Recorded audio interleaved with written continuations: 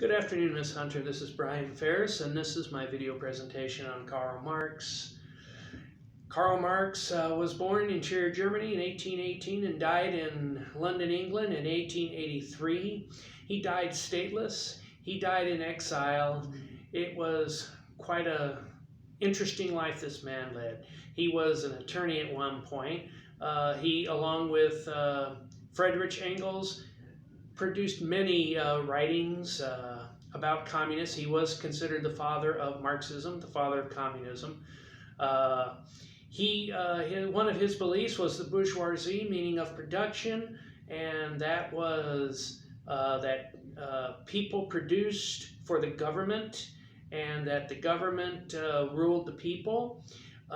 His second belief was of the proletariat, which brought in more labor power, labor unions, where they regulated how much people could make. Everybody made the same amount of pay. There was no rich, there was no poor.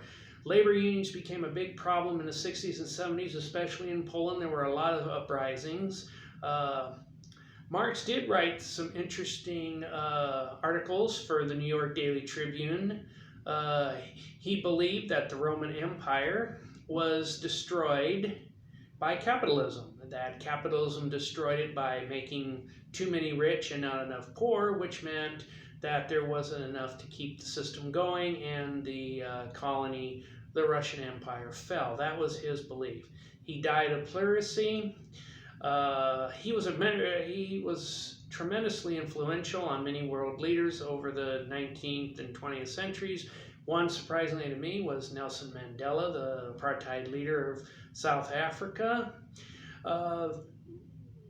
Russia developed under Lenin, after the Russian Revolution, adopted the Marxist theory of coercion or the bourgeoisie. But coercion was more of a violent type, where more realistic of an iron fist, where he wanted to control legal, the police. He wanted to control basically everything, including people, and it was basically a dictatorship. Surprisingly, that Marx had a very big dislike for the Jewish faith, or the Jewish people, and it wasn't because of racism.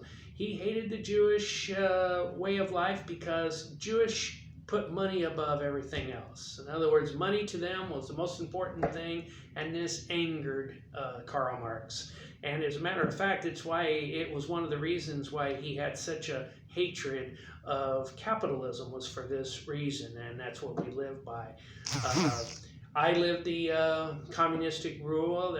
One thing about Russia, they kept what their inner workings to themselves. The press did not get much information on Russia up until about 1975. They kept it pretty much close-knit. No one knew what went on in Russia.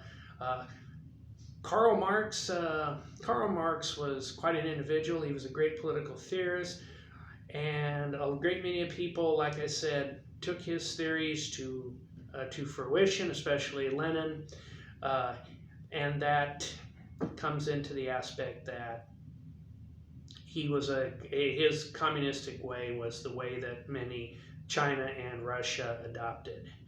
Well, that's basically, I had to keep it short. Let's hope that it works. I've never done this before.